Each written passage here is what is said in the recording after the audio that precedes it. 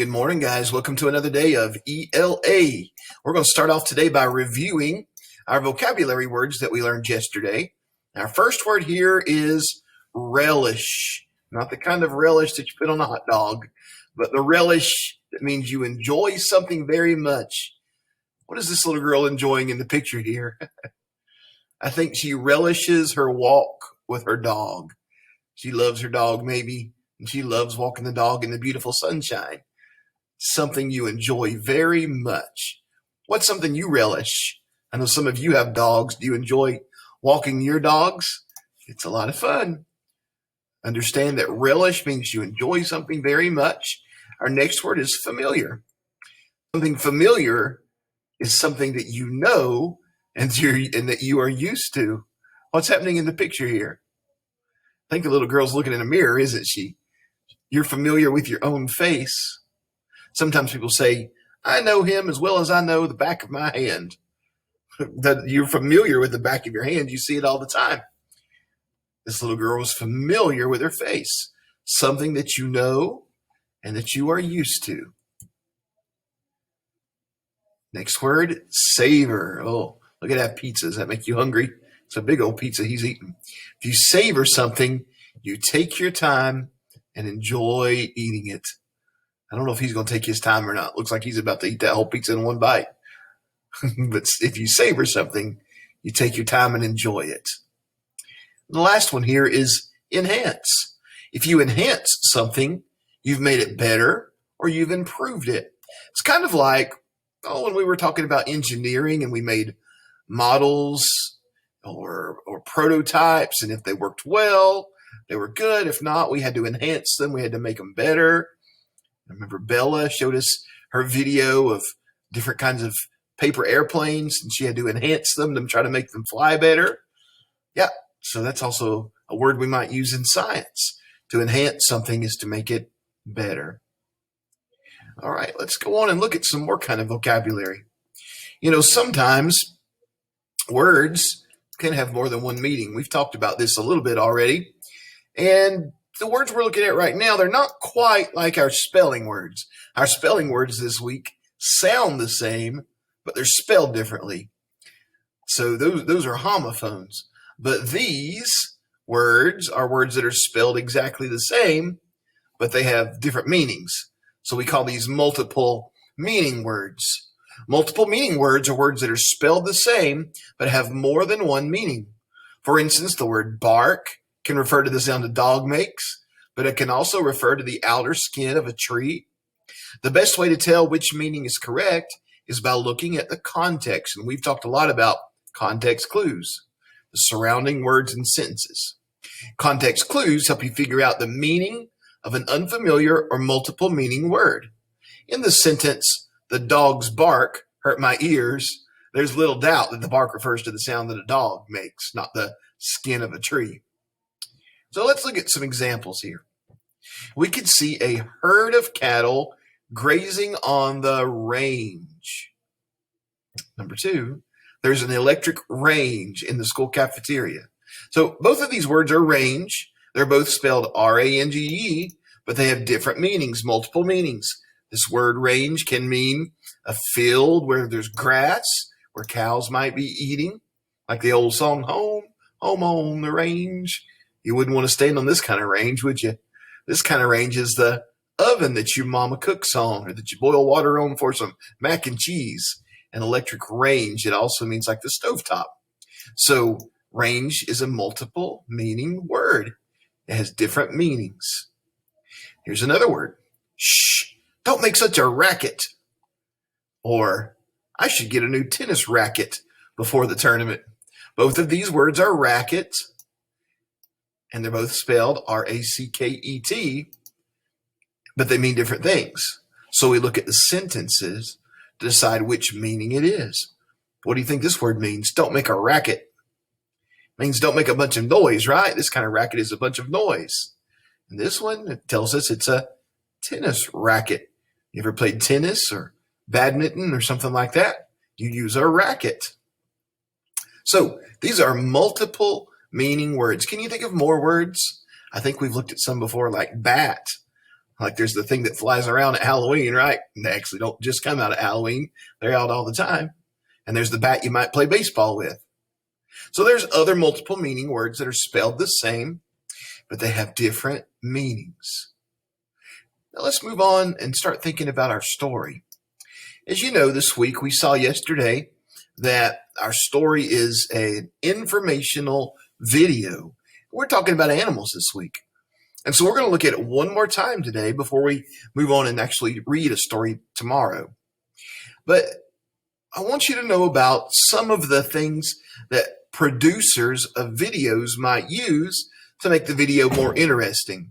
It would be bad to sit and watch a boring video, wouldn't it? Have you ever had like a show on TV about animals, but it's so boring you just want to change the channel? I have. So maybe they should have learned some of these media techniques to make the video more interesting. Authors use media to inform, like our video we're about to watch, to entertain and persuade viewers. You know what persuade means? Remember, it's one of those author's purposes. Persuade means to try to get somebody to do something or believe something. So authors can use media to try to get people to believe something or to do something. Media techniques are the ways a topic, idea, or other information is presented. So here's some different types of media techniques. And we're going to look for them in our video after we look at these. There's sound elements like music or sound effects or narration. You could just be looking at a silent screen of animals running around. That'd be kind of boring. It may be neat to see them, but if you add some music or sound effects or some narration, it makes it a lot better, doesn't it? They might have experts in the video, people who are knowledgeable about a topic, discussing their thoughts and ideas.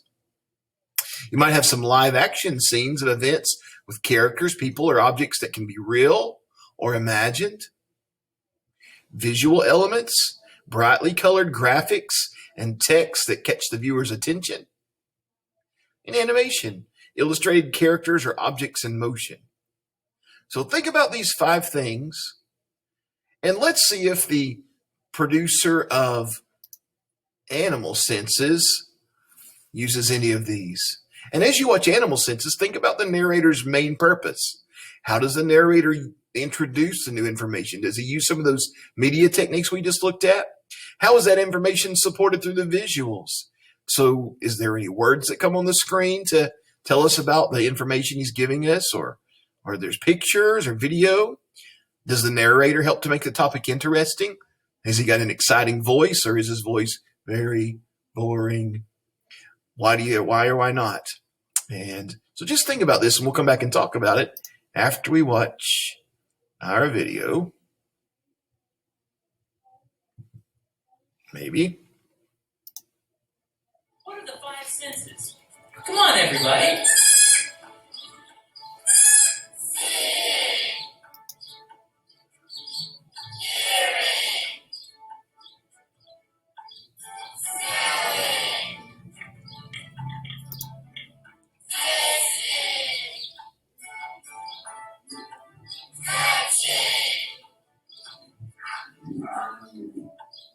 Excellent. That's right. We know the senses because, like our friends and fellow primates, the monkeys, we possess them ourselves. Are senses important? Oh, yes. But many of us often think of senses too simplistically, as merely the ways and means to enjoy life thoroughly. Without giving it a second thought, we relish the sight of a prospective mate showing off his or her best qualities. We all enjoy hearing the sound of a good singing voice, or hearing the familiar sound of a friend calling our name. Who doesn't savor the delicious smell of a favorite food? Or, when we too were infants, the sweet scent of mother's milk. And taste? That's got to be a favorite sense of everybody's. It's one thing to smell that yummy morsel, but another to chew it, then to savor it on our taste buds before swallowing.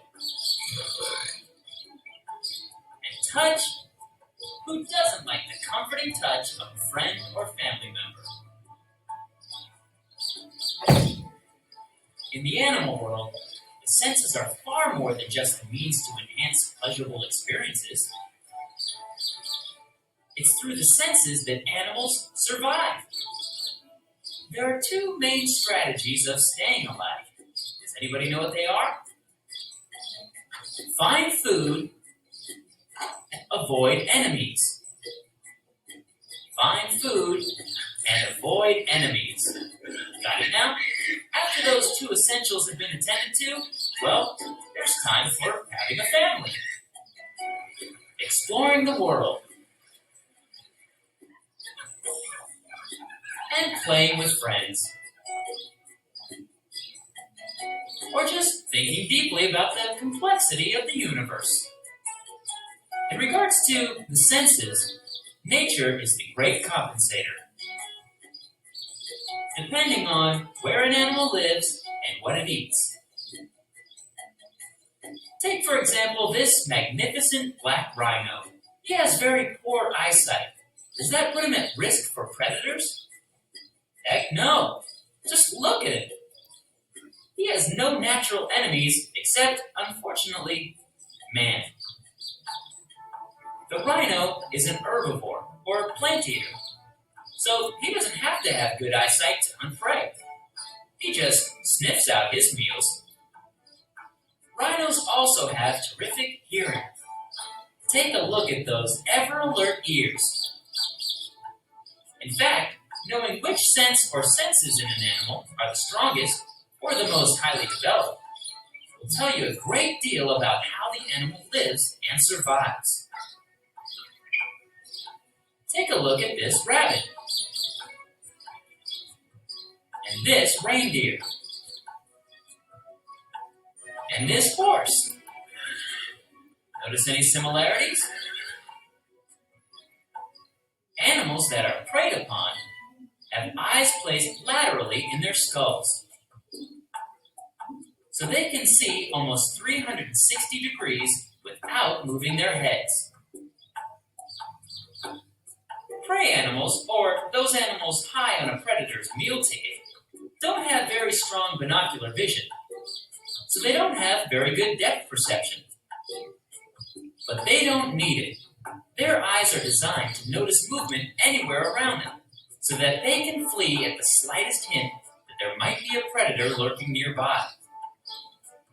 Predators, like these big cats, have more forward-facing eyes, which gives them the ability to pick out the details in a landscape. A useful feature when stalking and chasing prey. So, between prey and predator, who has the distinct advantage in terms of the sense of sight? The slam dunk winner in the best eyesight contest is the predator. Birds of prey, to be precise. All right, so what'd you think? Let's look at these media techniques again. Excuse me. And let's talk about any of these that were used in the video. Were there sound elements? Was there music? Yeah, there was music. Was there sound effects? Not so much sound effects made by man, but you could hear the animals making their sounds. And there was definitely narration. Experts, I don't believe they interviewed any experts, but I think the narrator sure knew what he was talking about. Yeah, there was definitely live action. The animals were everywhere. The whole video was live action of animals. Visual elements. Oh yeah, well there wasn't any text at all, but the graphics were bright, colorful animals. I like the visual elements of it. There wasn't any animation like cartoon characters, illustrations, but we saw live animals instead. So yes to sound elements, yes to live action, and yes to visual elements in this video we just watched. Okay, well, that's all we're going to do for the reading portion. But if you will go to the next slide, Today we're going to play a little game instead of an assignment. I know you're sad. Yeah, right. We're going to play a little game to review common and proper nouns. So go on to the next slide and let's practice common and proper nouns.